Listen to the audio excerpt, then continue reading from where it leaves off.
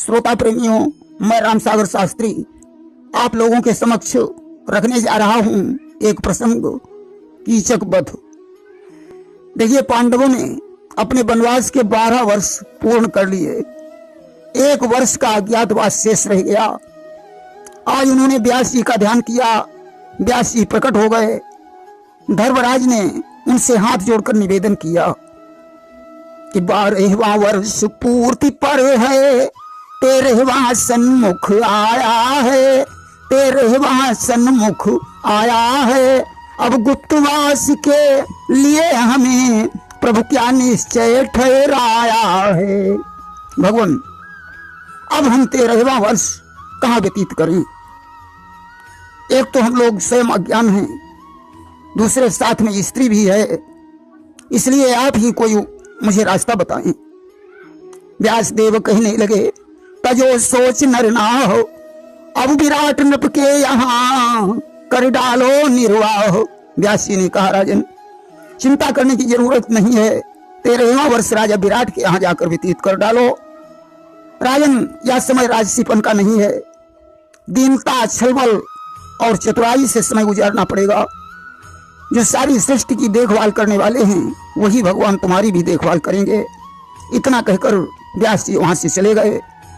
धर्मराज ने अपने चारों भाइयों से कहा, भाइयों, राजसीपन को भुलाकर अब गुलामी की जंजीर पहननी होगी। जी हाँ हुजूर, करना पड़ेगा, सर झुकाना होगा, सेवक बनकर मालिक की सेवा करनी पड़ेगी। कि समी वृक्ष पर अस्त्र सब टांग दिया मुर्दार, आन बांध कर मंत्र से गमने पांडु कुमार। आज समी के वृक्ष पर अपने हथियार टांग दिए, मंत्र की आन बांध कर पांचों पांडव राजा विराट के दरबार की तरफ प्रस्थान करते हैं। कि जमाना देख ले आकर, जमाना इसको कहते हैं, बनी ऐसे बिगड़ती है, बनाना इसको कहते हैं। तबाही इस तरह आती है शाहों पर, अमीरों पर, तबाही के जमाने में निभाना इसको कहते हैं। बलि नर है न नरपति है, बलि तो भाग्य है केवल, गिराना इसको कहते हैं, उठाना इसको कहते हैं। आज राजा विराट का सुंदर दरबार लगा हुआ था।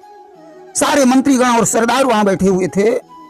सजा हुआ था शांतिमय वह विराट दरबार, बैठे थे राजा सहित सचिव सूर सरदार। दरबार में कहीं शास्त्रार्थ हो रहा था, कहीं पर गायन की लय छिड़ी हुई थी। तब तक ब्राह्मण का वेश बनाए हुए धर्मराज युधिष्ठिर का प्रवेश होता है। उन्होंने कहा, महाराज की जय हो। आज ब्राह्मण वेश देखकर सारा दरबार उठकर खड़ा हो गया। कि पूछा नृप ने, हे देव कहो, किस कारण कष्ट उठाया है, किस तपो भूमि से चरणधार कुटिया का मान बढ़ाया है।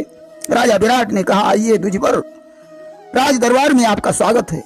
आप किस आश्रम से आए हैं, बताएं, मैं आपकी क्या सेवा कर सकता हूं। धर्मराज ने कहा, राजन, यह बात यथार्थ सत्य है कि संसार में सुर, नर और मुनियों को स्वार्थ ही भटकाता है। कि श्री व्यास देव का रखा हुआ राजन है कंक नाम मेरा, जो राजस्थान किसी दिन था, वह इंद्रप्रस्थ है धाम मेरा। व्यास जी के द्वारा रखा हुआ मेरा नाम कंक है। इंद्रप्रस्थ से आया हूं, धर्मराज युधिष्ठिर का पुरोहित हूं। उनका वनवास हो जाने के कारण मैं मारा मारा घूम रहा हूं। अब मेरी गुजर बसर कैसे हो सकती है, अतः आपके पास कुछ आशा लेकर आया हूं।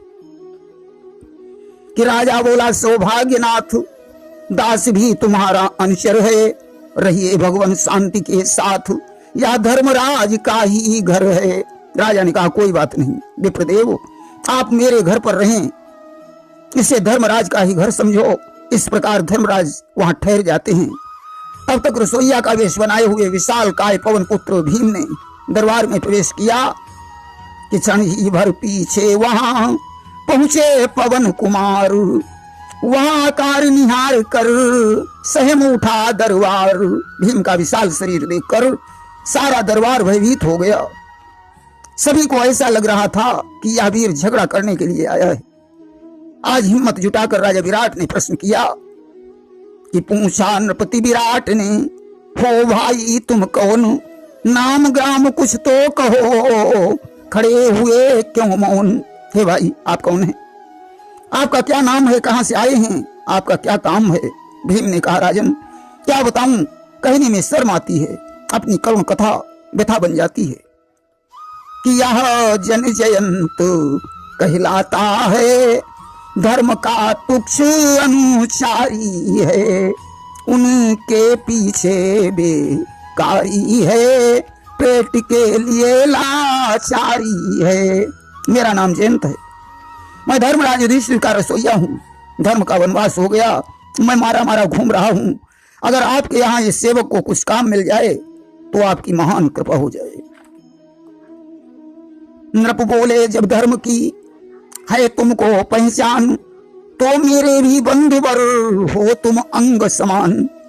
राजा ने कहा भीम से कि जब धर्म की तुम्हें पहचान है तो तुम मेरे यहाँ आराम से रह सकते हो। अस्तु भीम रसोईया बनकर वहां ठहर जाते हैं। तब तक बृहन्नला बने हुए अर्जुन का प्रवेश होता है। राजा विराट ने पूछा भाई आप कौन हैं।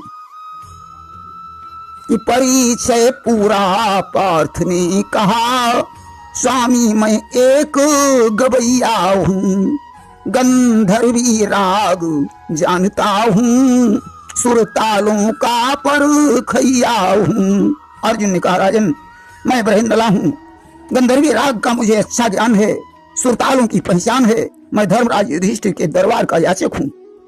उनके ऊपर विपत्ति आने पर मैं भी मारा मारा घूम रहा हूँ। नृप बोले सब प्रबंध होगा भैया जीविका तुम्हारी को, जाओ रागिनी सिखा दो कुछ प्यारी उत्तरा दुलारी को। राजा ने कहा कोई बात नहीं, या धर्मराज का ही घर समझो, आज से तुम मेरी पुत्री उत्तरा को नृत्य और संगीत सिखाओगे। अर्जुन आज बृहन्नला बनकर वहां ठहर जाते हैं। तब तक ग्वाले का वेश बनाए हुए सहदेव ने प्रवेश किया। राजा ने उनसे पूछा आप कौन हैं। सहदेव ने कहा महाराज मैं धर्मराज युधिष्ठिर का ग्वाला हूँ, मेरा नाम सैन्य गुप्त है, आपकी सेवा चाहता हूँ। राजा ने सहदेव को भी ठहरा लिया। तब तक अश्वपाल का वेश बनाए हुए नकुल ने दरबार में प्रवेश किया। राजा के पूछने पर उन्होंने कहा मुझे अश्वपाल कहते हैं, पहले धर्मराज के दरबार में रहता था, मुझे घोड़ों की अच्छी पहचान है। राजा ने नकुल को भी ठहरा लिया। इस तरीके से पांचों पांडव वहां ठहर जाते हैं। द्रौपदी शेष रह गई, वह दरबार में नहीं गई बल्कि राजा विराट की रानी के पास पहुंची। कि पांडव गण इस भांति से हुए नृपति के दास, पांचाली पहुंची वहां रानी जी के पास। पांचाली के तेज को देखकर रानी ने सोचा कोई ब्राह्मणी आई है। थाली में नीर भरकर पैर धोने के लिए आगे बढ़ी। द्रौपदी ने मना कर दिया कि माता मेरा स्वागत न करो, दासी हूं कोई आज्ञा दो।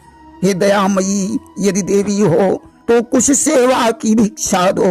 हे मां मैं ब्राह्मणी नहीं हूं, धर्मराज युधिष्ठिर की दासी हूं, मुझे कोई सेवा बताइए। कि मैं धर्मराज की दासी हूं, था खाल सजाना काम मेरा, शुभ इंद्रप्रस्थ है धाम मेरा, समझो सैरेंद्री नाम मेरा। मैं धर्मराज के यहाँ भोजन की थाल सजाने का काम करती थी। उनका वनवास हो गया, इसलिए ये पापी पेट मुझे आपके पास लाया है। रानी ने कहा कोई बात नहीं बेटी, तुम यहाँ प्रेम पूर्वक रह सकती हो। द्रौपदी ने कहा माँ बात को छुपाना ठीक नहीं है, इसलिए मैं आपको पहले से ही बता देती हूँ। मैं प्रत्यक्ष में तो अकेली हूँ, परंतु पंचदेव मेरी रक्षा करते हैं। जो व्यक्ति मुझे गलत नजर से देखता है वो पंचदेवों के हाथों मारा जाता है। कि मैं जाहिर यहाँ अकेली हूँ, पर पंचदेव रखवाले हैं, जिन लोगों ने क्षण के क्षण में अगणित योद्धा बध डाले हैं। यहाँ रजवाड़ा है, अनेकों प्रकार के लोग हैं। मैं आपके कुल पर चर्चा नहीं कर रही हूं कि मैया जी मैंने इस कुल पर चर्चा ये नहीं उठाई है। राजा जी पिता बराबर हैं, उत्तर कुमार प्रिय भाई है। आप मेरी माँ के समान हैं, राजा जी पिता के तुल्य हैं। उत्तरा मेरी छोटी बहन है, उत्तर कुमार भाई है। परंतु कर्मचारियों को अलर्ट करना पड़ेगा कि हाँ, कह दो कर्मचारियों से यदि मुझ पर नजर उठाएंगे तो पता न चलने पाएगा, बिन मारे मारे जाएंगे। उन्हें बता दो कि शैलेंद्री पर आंख उठाना मौत को दावत देना है। रानी ने कहा, कोई बात नहीं बेटी, मेरे होते हुए ऐसा अनर्थ नहीं हो सकता है। कि रानी बोली, लाडली ईश्वर राखे लाज, मेरे जीते जी कभी होगा नहीं अकाज। धीरे धीरे विराट की बड़ी पुत्री का विवाह हुआ और विवाह का उत्सव महीनों तक चला। उस महोत्सव में बड़े बड़े पहलवान भी आए हुए थे। एक पहलवान ने भरी सभा में ऐलान कर दिया, राजन, आपकी सभा में कोई बलवान पहलवान हो तो उसकी कुश्ती मेरे साथ करवा दीजिए, अन्यथा विजय पत्र लिखकर दे दीजिए कि मेरी सभा में कोई वीर पहलवान नहीं है। कि हो अगर यहाँ बलधर कोई तो कुश्ती का अवसर दे दो, घर बैठे विश्व विजय ले लो या विजय पत्र लिख कर दे दो। राजा विराट ने सभी वीरों की तरफ देखा, परंतु सारे वीरों का जोश उस पहलवान का भयंकर वेश देखते ही उड़ गया। कि पहले तो वेश भयंकर ही उनकी भटभरी भुलाता था, फिर वीर प्रशंसा सुन सुनकर आप ही होश उड़ जाता था। राजा बार बार कह रहे थे, इतने वीर बैठे हुए हैं, अरे कोई तो सामना करो, परंतु कोई तैयार नहीं हुआ। कि अब तो बड़ा विराट को जोश और अफसोस, हाथ पटक कहने लगे, है मेरा ही दोष। राजा विराट को अफसोस हुआ। उन्होंने कहा, अरे कायरों, मैंने तुम्हारे खाने पीने में कोई कमी नहीं रखी। ये बड़े शर्म की बात है, जो ललकार को सुनकर भी खामोश बैठे हुए हो। इससे तो अच्छा है चुल्लू भर पानी में डूबकर मर जाओ।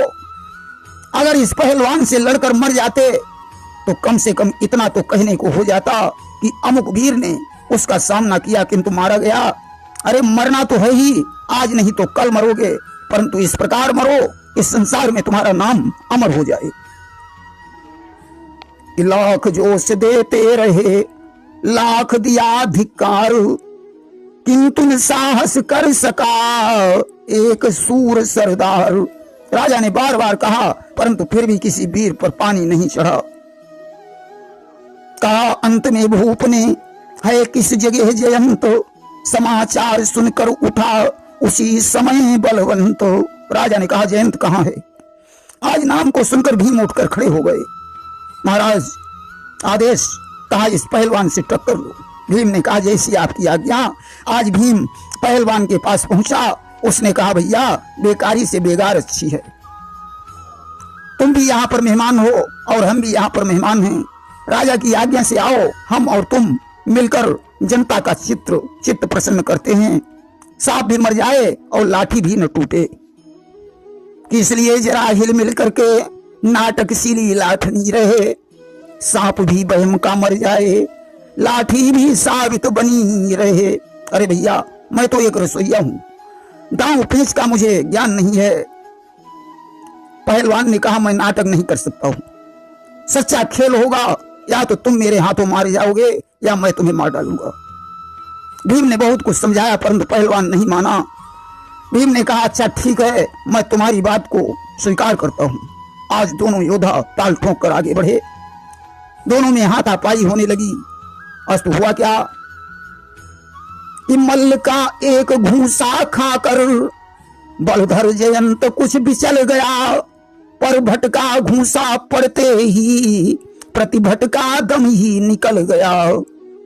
पहलवान के घूसे से भीम चकराकर जमीन पर गिर पड़ा। उसने उठकर पूरी ताकत से पहलवान के एक घूसा मारा, उसका कलेजा फट गया। रुधिर वमन करता हुआ पहलवान संसार से विदा हो गया। राजा विराट आगे बढ़े, भीम को हृदय से लगा लिया, बार बार प्रशंसा की। सजनों, एक बार की बात है, राजा विराट का हाथी बिगड़ गया। उसने महावत को भी मार डाला, वृक्षों को उखाड़ उखाड़ करके फेंकने लगा। राजा ने जयंत से कहा, इस हाथी को ठीक करो। भीम ने हाथी की पूंछ पकड़कर चकई की तरह घुमाकर जमीन पर पटक दिया। उसका सारा मद चूर हो गया। सज्जनों, राजा विराट का एक साला था कीचक। उन दिनों वह भी उत्सव में आया हुआ था। कि कीचक भी था उन दिनों नरपति का मेहमान। था वह भी बल में अतुल 100 गजराज समान। कीचक में 100 हाथियों का बल था। कीचकपुर उसकी राजधानी थी। तेजस्वी विक्रमी सब कुछ होते हुए भी महान व्यभिचारी था। एक दिन की बात है, द्रौपदी उसके पास भोजन की थाली लेकर गई। उसे देखकर कीचक की नीयत खराब हो गई। कि एक दिवस गई पांचाली जब उसके आगे थाली लेकर, तो थाली के बदले खल की रुचि पहुंची थाली बाली पर। अब उसने जैसे तैसे भोजन किया। विचार करता है कितनी सुंदर सेविका है, मुझे इससे एक बार जरूर मुलाकात करनी है। कि रूप सुधा से शांत कर अपनी क्षुधा प्यास, डेरे को गमनित हुआ कीचक निपट उदास। रूप सुधा से अपनी भूख और प्यास को शांत करके अपने डेरे में चला गया। काफी देर तक विचार करने के बाद अपनी बहन के पास पहुंचा। कि ज्यों त्यों कर कुछ समय तक लेता रहा उसास, बेबस होकर अंत में गया बहन के पास।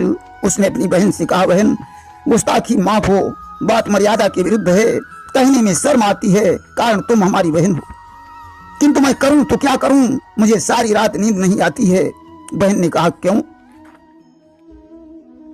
कीचक ने कहा, सुनो कि तेरी चेरी सैरिंद्री ने मेरे चित्त को चुराया है। हाथों में होश हवास नहीं, ऐसा कुछ जहर पिलाया है। उसका मिलाप गर हो जाए तो हाजिर हूं मर जाने को। दे भी कुछ नहीं चाहता हूं, दे यही दान दीवाने को। तुम्हारी दासी सैरेंद्री ने मेरे चित्त को चुरा लिया है। हे बहन, तुम मुझे सैरेंद्री से मिला दीजिए। सत्य कहा गया है, कामा तुराणाम न भयम न लज्जा। कामी को भय और लज्जा नहीं होती है। रानी ने कहा, भैया तेरा दिमाग तो खराब नहीं हो गया? वो दासी नहीं तेरी भांजी के समान है। प्रत्यक्ष में तो वो अकेली है, परंतु पंचदेव उसकी रक्षा करते हैं। इसलिए तुझे समझाती हूं, यदि उस पर नियत डिगाएगा तो याद रहे उन देवों के हाथों से मारा जाएगा। यदि तूने उस पर आंख उठाई तो याद रखना, पंचदेव तुझे जान से मार डालेंगे। कीचक बहन के पास से लौट आया, परंतु वह सैरेंद्री को भुला नहीं पाया।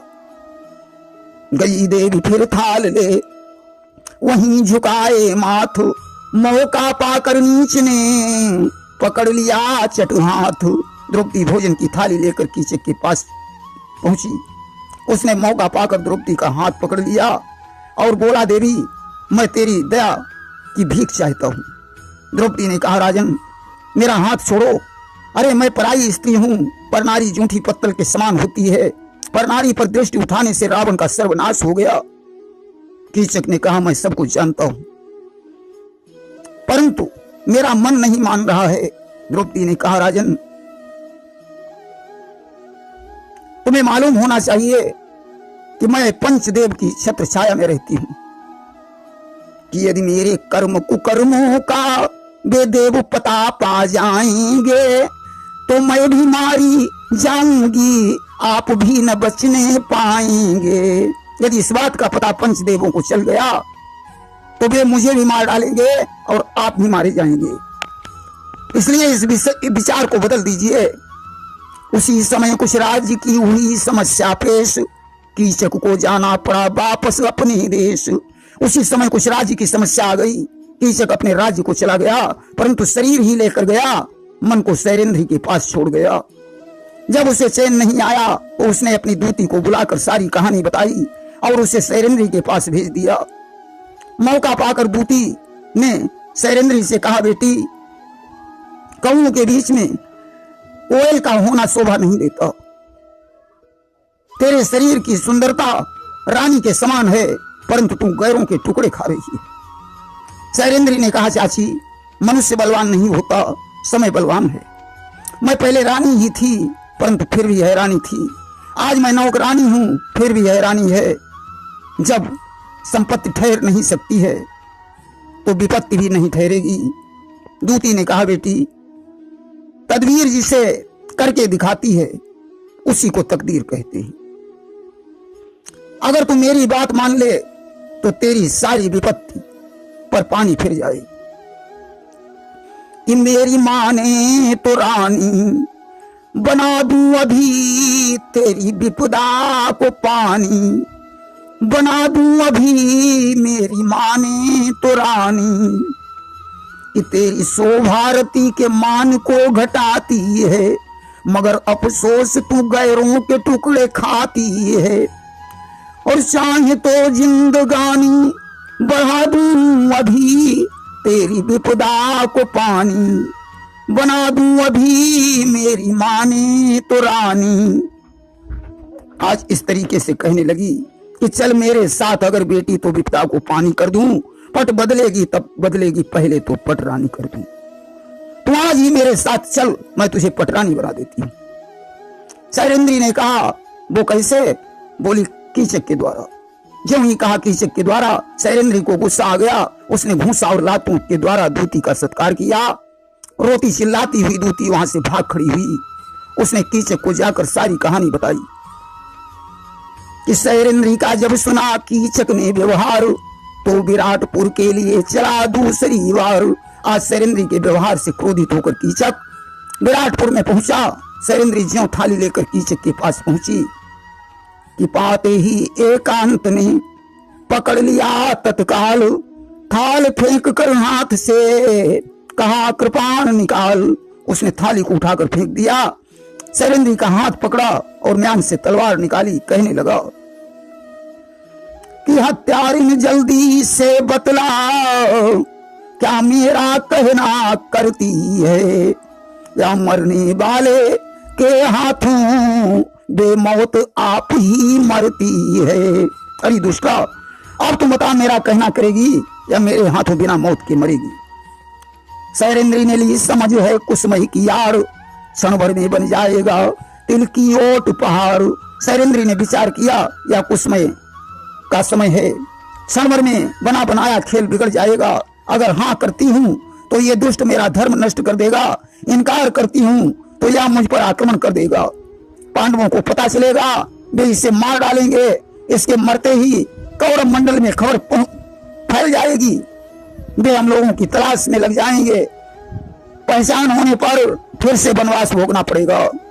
ये हो जाएगा तनिक में सारा बंटा ढार, आज तो मारनी चाहिए खल पर मीठी मार। इसलिए इसे मीठे वचनों से संतुष्ट करना चाहिए। उसने कहा, राजन मैं आपकी बात को स्वीकार करती हूँ, आप शांति के साथ भोजन करें। कि भोजन पाओ विश्राम करो, भगवान रात भी लाएंगे। मन को कुछ समय मनाए रहो, फिर तुमको हम ही मनाएंगे।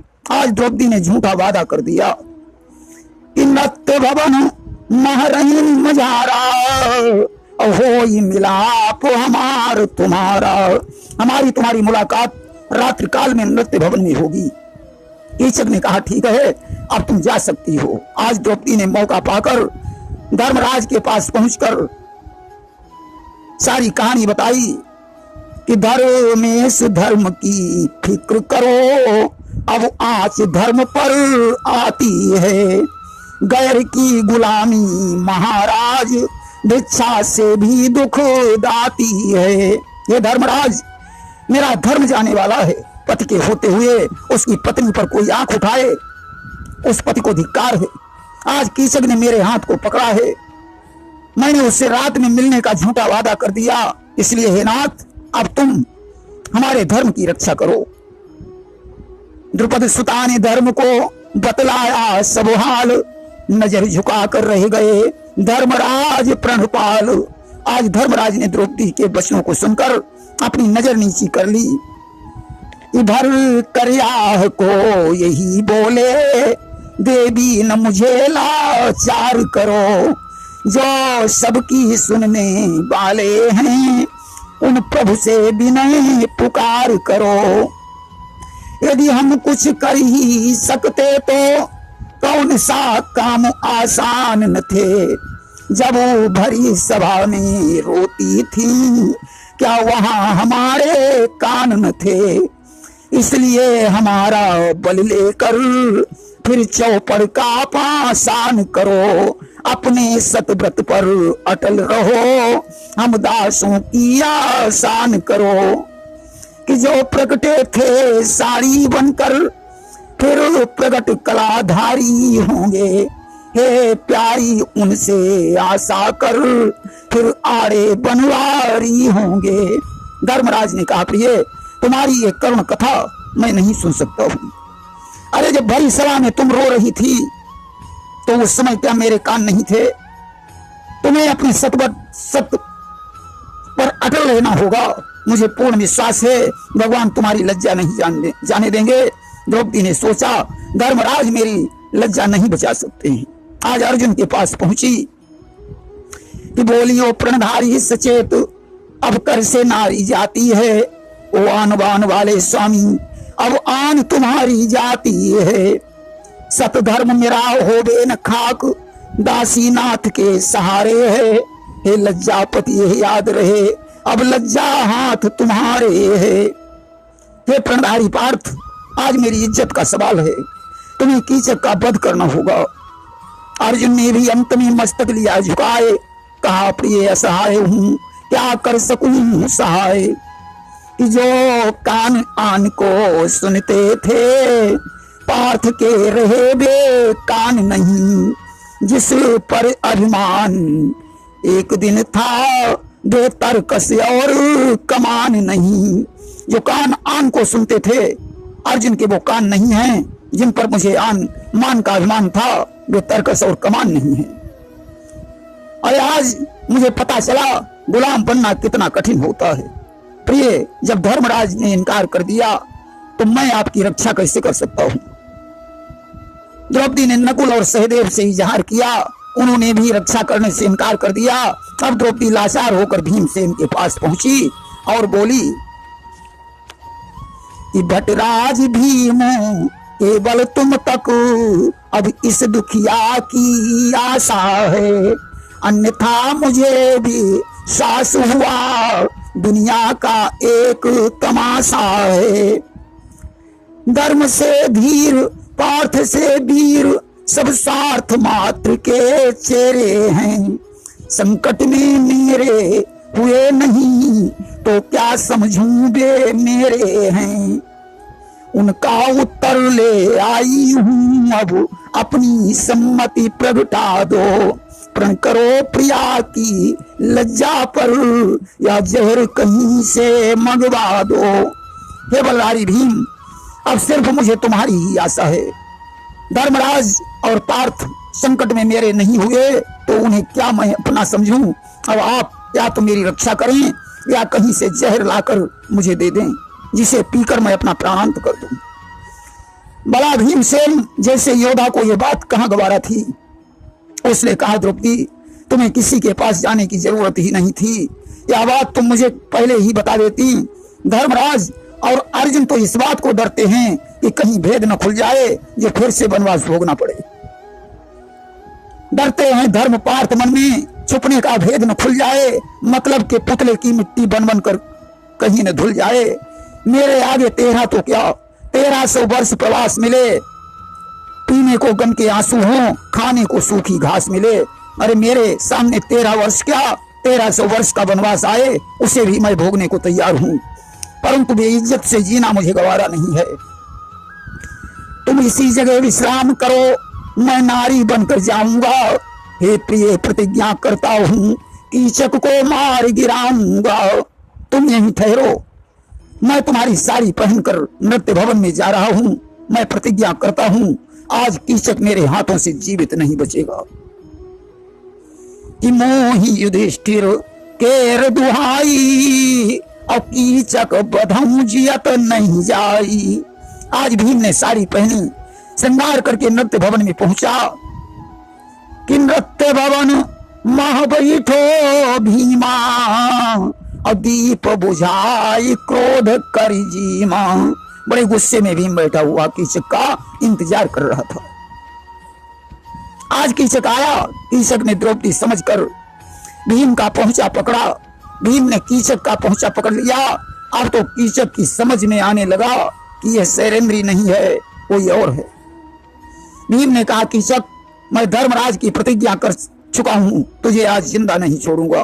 अब तो दोनों में मल्ल युद्ध होने लगा कि पहुंची के अरसे में डेरे में हुआ तड़ाका सा, धम धम मच गई अंधेरे में भूतल पर हुआ धड़ाका सा। अब तो नृत्य भवन में धम धम की आवाज होने लगी। भीम ने कीचक को पकड़कर जमीन पर पटक दिया। उसका प्राणांत हो गया कि राजा रानी चौंक कर करने लगे विचार। बाहर जाने के लिए हुए नृपति तैयार। ज्यों ही धमाका हुआ, राजा विराट बाहर जाने के लिए तैयार हो गए। रानी ने मना कर दिया, बोली, स्वामी, पंचदेव शैलेंद्री के रक्षक हैं। उस पर जो आंख उठाता है उसे पंचदेव मार डालते हैं। मेरा भाई कीचक शैलेंद्री पर काफी दिनों से दांत जमाए हुए था, इसलिए उसे पंचदेवों ने दबोच रखा है। इस सब कहते हैं मेरा भाई कुछ कर जाए तो अच्छा है। मैं कहता हूं ऐसा पापी यदि मर जाए तो अच्छा है। इस कारण बाहर जाओ ना, जाने में लाभ न पाओगे। उस पापी को मरना ही है, तुम नाहक कष्ट उठाओगे। कीचक मरने के लायक ही है, अस्तु से मर जाने दीजिए, आप बाहर मत जाइए। राजा विराट रुक गए। भीम ने कीचक को मारकर उसकी लाश खोह में डाल दी और वापस लौट आए। प्रातःकाल सभी लोगों को पता चला कि कीचक की मृत्यु हो गई। विशाल शरीर देखकर राजा ने कहा, ये कुंभकर्ण जैसी लाश मरघट तक कैसे पहुंचेगी। जयंत को बुलाया और कहा, इस लाश को मरघट पर ले चलो। जयंत ने कहा, राजन, कि हम नौकर हैं भंडारे के, 100 गुनी रसोई बनवा लो, लेकिन मुर्दे ढुलवाना है तो मरघटियों को बुलवा लो। राजन, हम रसोइया हैं, मुर्दों का धोना मरघटियों का काम होता है। मुझसे अगर आप चाहें तो 100 गुनी रसोई बनवा सकते हैं, परंतु हम मुर्दा ढोना गवारा नहीं कर सकते। राजा विराट ने कहा, जब इतनी रईसी की बू थी तो नौकरी करने को क्यों निकल पड़े।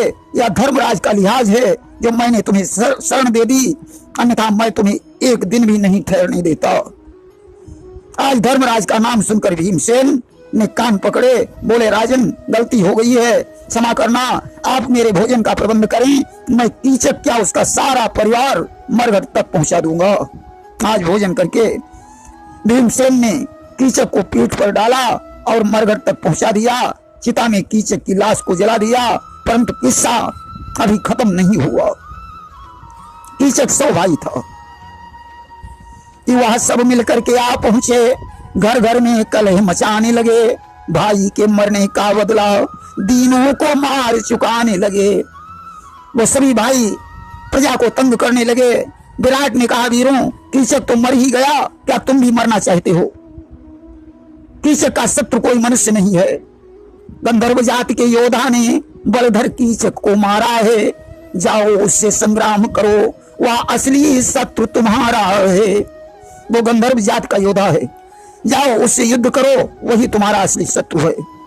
वे डरने वाले नहीं थे। उन्होंने शैलेंद्री के केस पकड़े और बोले बस हाथ शिकार लगा, अब इसको ही ले जाएंगे। अब इसकी लज्जा रखने को गंधर्व आप ही आएंगे। भाई ने इसका हाथ छुआ, इससे यह उसकी नारी है। उस भाईपन के नाते से यह भावज हुई हमारी है। अब भाई ही के साथ साथ हम इसको सती कराएंगे, या किसी बंधु से शादी कर अपने घर में ठहराएंगे। बोले मैं शैलेंद्री को ही लेकर जा रहा हूं। इसकी लाज बचाने के लिए गंधर्व स्वयं आएंगे। भाई ने इसकी कलाई पकड़ी है, इसलिए या उसकी पत्नी हुई है, यानी मेरी भौजाई हुई है। अब हम इसको भाई के साथ या तो सती करा देंगे या किसी भाई के साथ विवाह करके अपने घर में रख लेंगे। अब तो द्रौपदी महान दुख में डूब गई कि उस समय एक दुशासन था, अब 100 दुशासन आए हैं। वह साड़ी हरता था या सब प्राणों की घात लगाए हैं। हे प्रभु, उस समय तो एक ही दुशासन आया था, आज तो 100 दुशासन आए हैं। वह तो चीर ही खींच रहा था या तो प्राणों को खींचने आए हैं। आज राजा विराट भी देखते रह गए। सारे वीरों में द्रौपदी को छुड़ाने का साहस नहीं बना। आज द्रौपदी पुकार करने लगी कि है क्या कोई बलधारी जो सुने पुकार हमारी। सुर रहे न सुर मंडल में या वीर नहीं भूतल में, इस जग से दया सिधारी जो सुने पुकार हमारी। है क्या कोई बलधारी जो सुने पुकार हमारी। भीमसेन को आज सहन नहीं हुआ। वह चुपचाप दरबार से बाहर निकल गया, भयकारी वेश बनाया, सारे शरीर में भभूत लगा ली और जाकर धर्मार शुरू कर दी कि देवों का पता लगाने में दानव खुद ही लापता हुए। आए थे सती कराने को पर सती नहीं खुद सता हुए। भीमसेन ने सभी को मारकर जोड़ बटोर कर चिता में डाल दिया। शैलेंद्री को महल में पहुंचा दिया और वेश बदलकर दरबार में पहुंचा कि भट्ट जयंत को देखकर यूं बोले नरपाल, कहो वीरवर क्या हुआ उन लोगों का हाल। राजा विराट ने पूछा, जयंत उन लोगों का क्या हाल हुआ। वीरों ने कहा, राजन, भीम ने कहा, राजन पता नहीं क्या माया थी, एक भयंकर वीर वहां प्रकट हो गया जिसने उनका सारा अभिमान चूर्ण कर दिया कि उन वीर हौसला मंदों का खो गया हौसला पल में है। वे नीच नरक में रोते हैं, शैलेंद्री देवी महल में है। आज तो उस वीर के हाथों से सारे दानव मारे गए, शैलेंद्री महलों में है। राजा विराट इस खबर को सुनकर बड़े प्रसन्न हुए। प्रेम से बोलिए वृंदावन बिहारी लाल की जय।